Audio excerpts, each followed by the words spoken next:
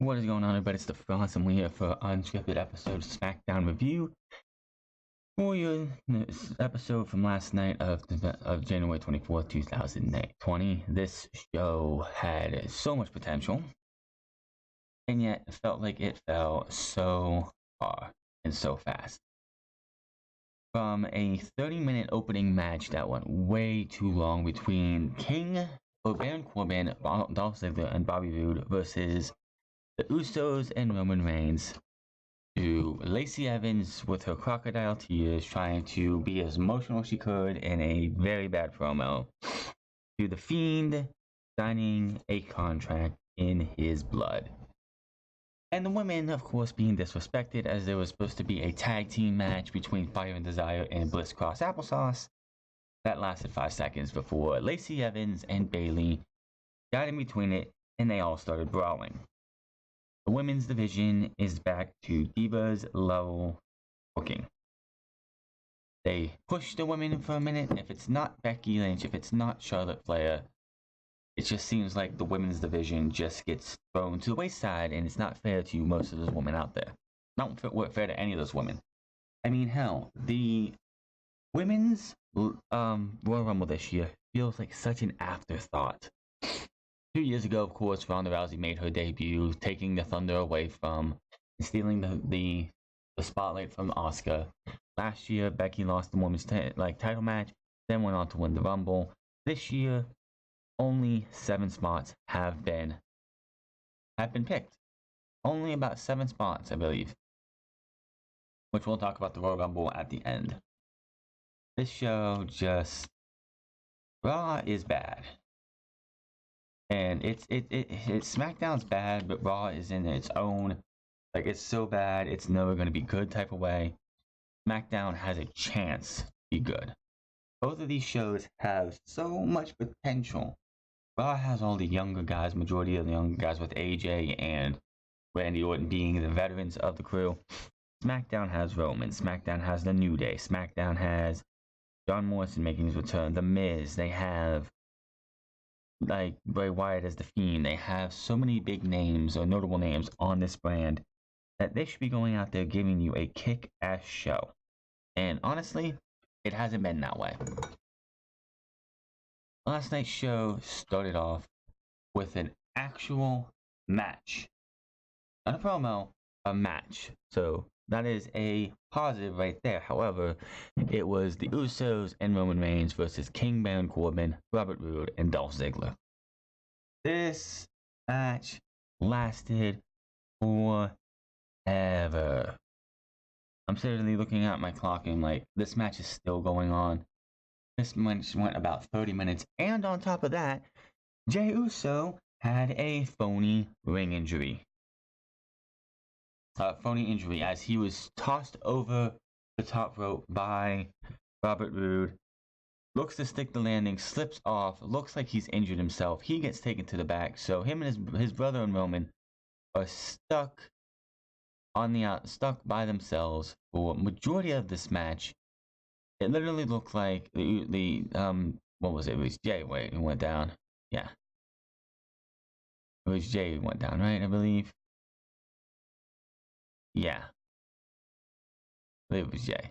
Or whichever one, leaving the other two down.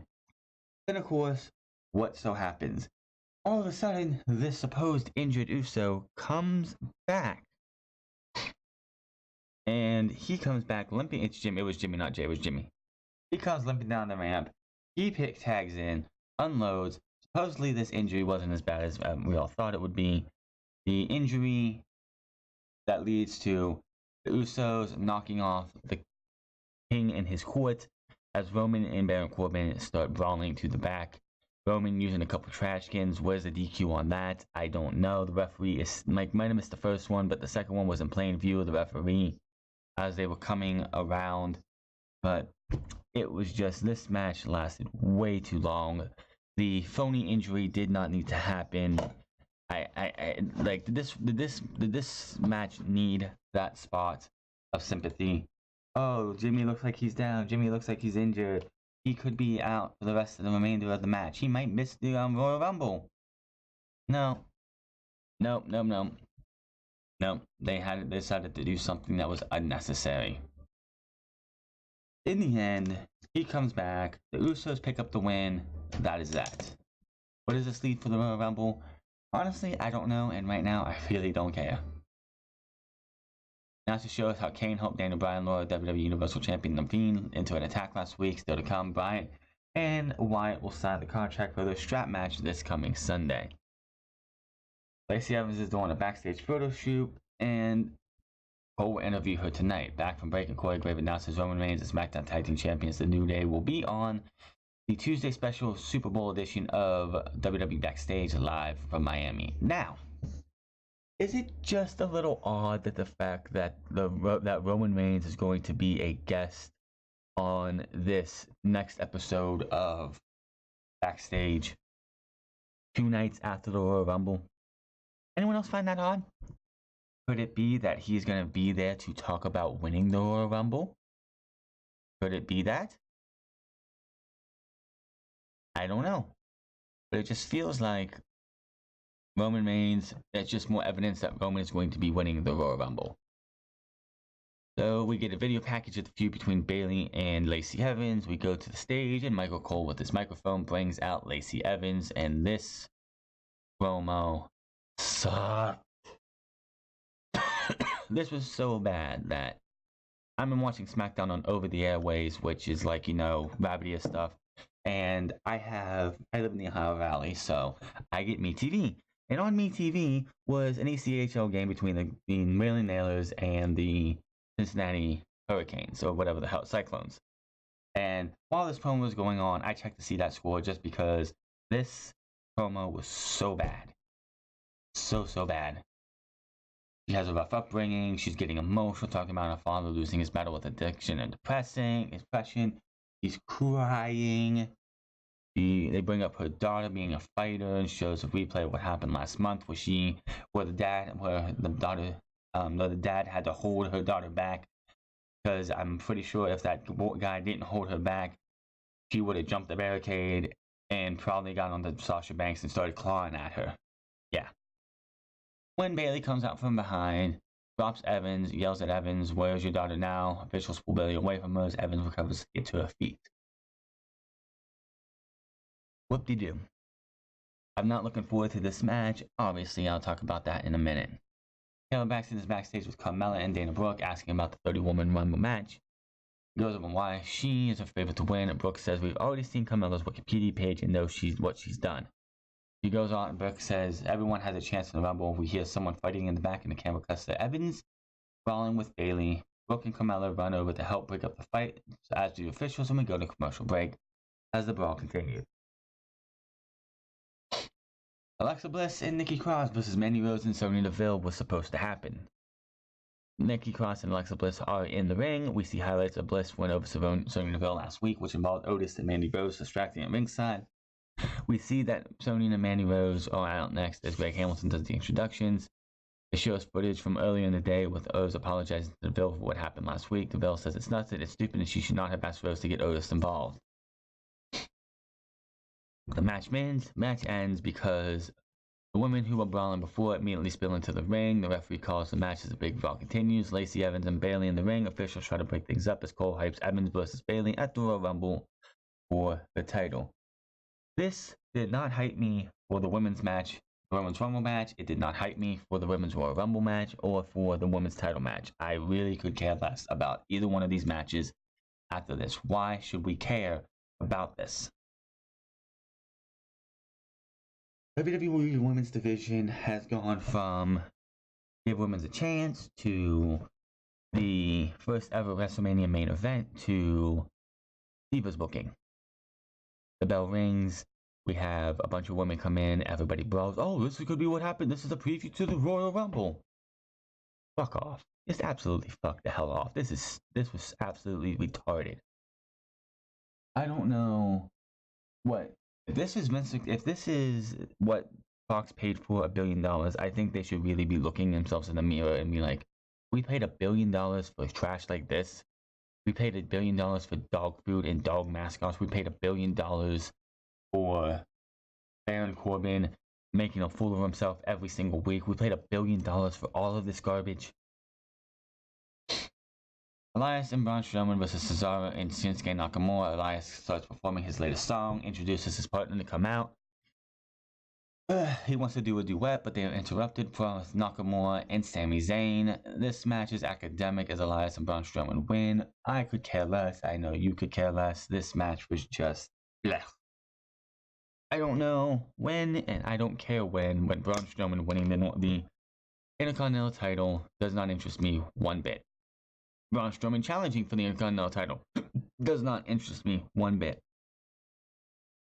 It has not been made official for Sunday, so I don't know when it's going to happen. Honestly, I wouldn't care if it happened ever. So, we have SmackDown Tag Team Champion backstage, Big E, who is just, you see him all greasy and oiled up, like what the heck is he doing? And he's asking this strange man to, like, you know, try and lift him up and everything. The guy keeps slipping off. Kofi walks up and is like, what are you doing? He makes a joke about saying oil up and using that as an advantage in the Royal Rumble. Big E mentions Kofi being in the match and says, advantage in the Rumble, says he does, after he does his thing, they will take the drive to Houston for the Royal Rumble. Kofi talks about how they're going into the Rumble with the power of positivity, and it doesn't matter what number they draw. Big E says this year they're doing it for their boy Xavier Woods. They get hyped up as we go to commercial break. Cole mentioning Kofi will face John Morrison tonight.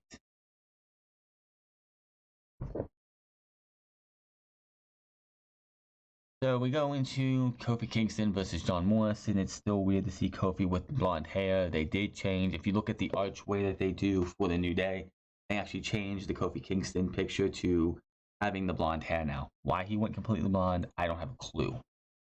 This was an okay match. These guys this was probably the best thing of the show, was just this match right here. Nothing else on this show was really any good. Sheamus did have a promo backstage before this match talking about taking the head off of Chad Gable and exterminating the vermin known as Chad Gable. So that match, again, something I'm not worried about, so we'll get to that in a second. So these guys have themselves a match here, both guys being agile, high flyers. Guys can go out there and do anything and everything they can to just outmatch or outsmart other opponents. Go out there, give you a heck of a match.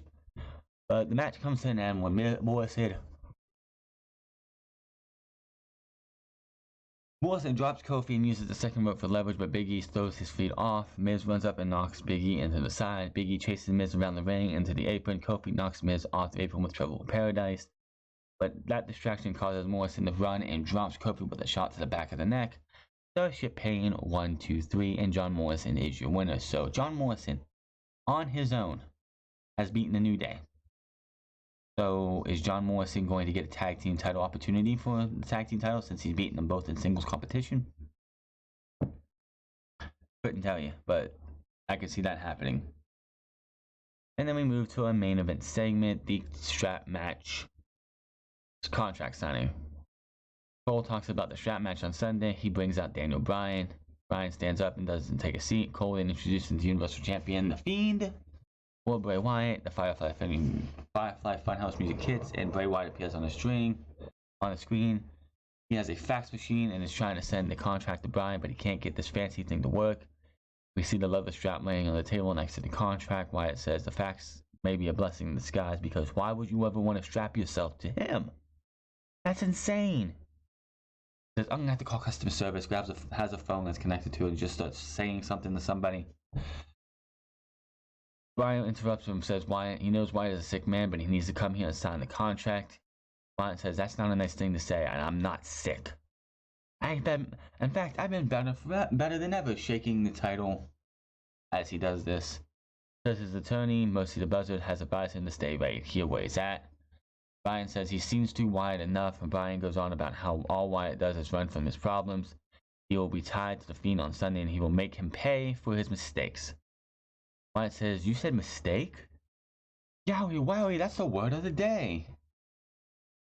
Wyatt goes about this all being part of Bryan's big mistake. Wyatt says, oh, by the way, Bryan won't be facing me, so it's only fitting that he signs the contract. Lights go out, red lights come back on. Fiend is standing in the ring, strap on one hand, Bryan is holding the other. They start the brawl as Bryan charges the Fiend, but the Fiend immediately brings him down in the corner with the Mandible Claw. Then drops Bryan with the Sister Abigail. Bryan is laid out. He rips the shirt of Bryan off. Then takes the strap and starts whipping the skin off of Daniel Bryan. Over and over and over. Then he goes over, sits down, takes the pen, looks at the contract, and then just takes it and stabs his hand and rubs his hand on the contract. So he stabbed himself with the thing and signed it with his blood, which was absolutely disgusting. Lights go on. Lights come back on. He's gone. The strap marks all over Bryan's bare back, which is absolutely just brutal looking.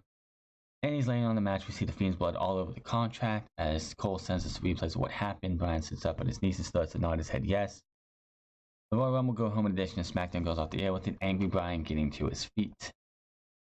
This was just... I think mistake is the word of the day for Fox. I think they need to be thinking that every single day. This contract with WWE was a mistake. Because, quite honestly, this show sucks. It is not as bad as Monday Night Raw. Nothing is as bad as Monday Night Raw. But it's getting there. And the fact that their numbers are as high as they are, it's only because it's on network television. If you had this show on on cable television, on CBS, like Spike TV or Paramount, TNT, USA or something like that, its ratings would probably not even be in 2 millions. This show has so much potential, and you have so much good in this show that you could have that you just refuse to go with. This was absolutely just a misfire of a show. Now, on top of that, let's get to the Royal Rumble. We have 8 matches coming up for the Royal Rumble. I fully expect at least 1 or 2 of these to be on the pre-show. Andrade vs. Humberto Carrillo for the United States Championship. This one's going to Andrade. There's no reason to give the title to Humberto Carrillo in his return match. I think they need to build this up if they're going to continue this feud. I don't think this is going to be a one-off. But Humberto Carrillo is going to be losing, probably in a strong showing. But Humberto Carrillo is not winning the United States Championship, at least this time around. Bayley vs. Lacey Evans for the Women's Championship for SmackDown. Oh, I'm sorry. The WWE SmackDown Championship, because women is not going to be acceptable in WWE anymore because Becky Lynch is an idiot. We'll talk about that tomorrow. But Lacey Evans is not winning this title. The obvious feud going into WrestleMania is Bayley versus Sasha Banks. I think they're finally going to do what they should have done a long time ago and give us Bayley versus Sasha Banks. Does Sasha Banks win the Royal Rumble? I don't think so. I think whoever wins the Royal Rumble is challenging Becky Lynch. Sheamus versus Chad Gable. This is an obvious one as Sheamus is going to be winning his first match back. This is his first match since returning from his sabbatical. There's no way Chad Gable wins this. Chad Gable using this short gimmick is not working for him, and I think it's time that they end it. Until then, I don't know what else to tell you. Roman Reigns versus Baron Corbin Falls Count Anywhere match. What they should do for this match, just to make it a little bit more interesting, the winner is in the Rumble, the loser is not in the Rumble. I think that would have made this a little bit more interesting, because that would have told you something, but they didn't go that way.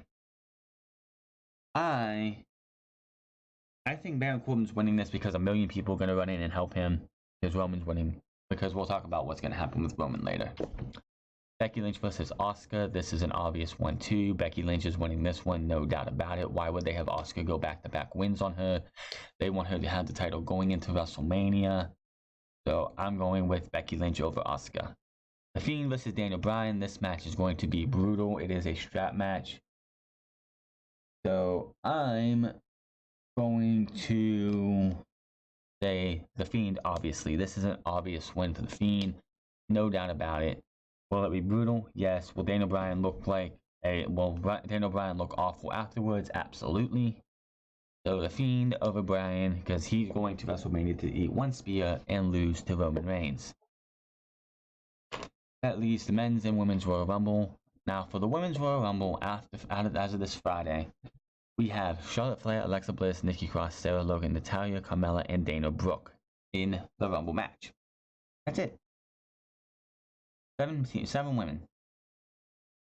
Now, during the Biden numbers on Friday, they said 3 brands and 2 matches.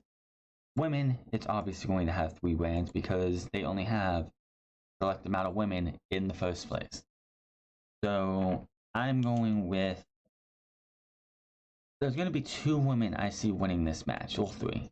Sasha Banks, Charlotte Flair, or Shayna Baszler.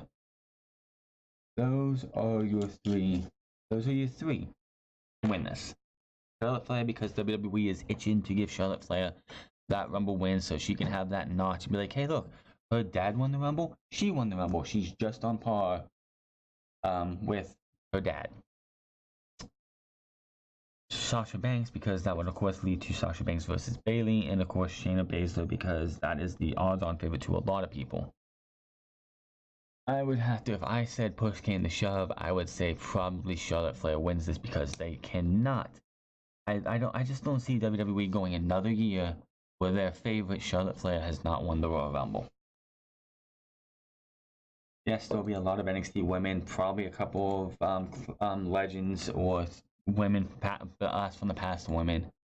Not all women who come back are legends. I'm sorry, it just doesn't work like that. But I'm going with Charlotte Flair. I just don't see another reason why they would they would not give the title to her. The men. I don't know how you're gonna get 3 brands into this one because the entire Rumble was pretty much set.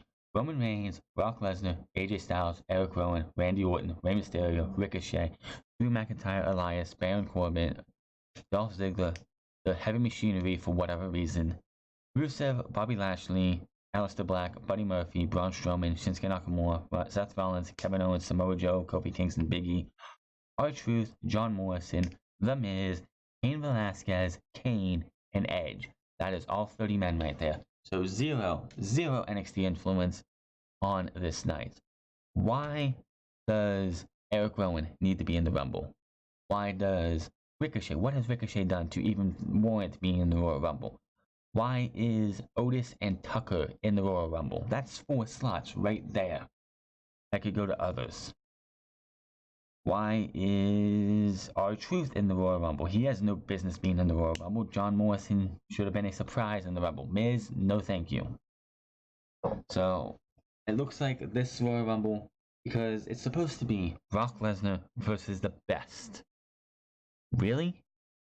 You're going to have Brock Lesnar go in there and have Otis and Tucker be eliminated easily.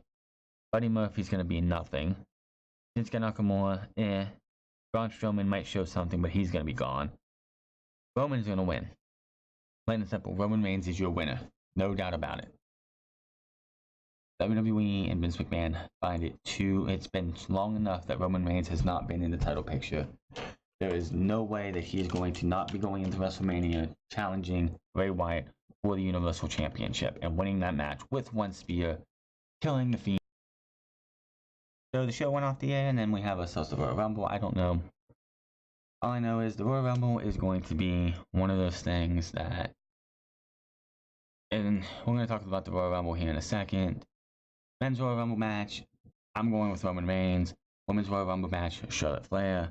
Because all 30 men are pretty much already set for the Royal Rumble. With you add Cain Velasquez, and Edge. The women have only 7 slots. Who really cares? The Fiend Bray Wyatt versus Daniel Bryan. The Fiend is going to win that match. Becky Lynch is going to beat Asuka. Roman Reigns is losing to Baron Corbin because it is a Falls Count Anywhere match. And you know Robert Roode, Dolph Ziggler, and probably Revival are going to get involved. Sheamus over Chad Gable. Bayley over Lacey Evans, and Andrade over Humberto Carrillo. That is your Royal Rumble's tiny predictions. Not much else you can say. Hit that subscribe button, comment down below, like or dislike this video, find me on Twitter at The France Club, find me on twitch.tv/The France Club, and I'll see you guys tomorrow for Unscripted and Monday for the Royal Rumble. Until then, my name is The France, and I'll see you guys later.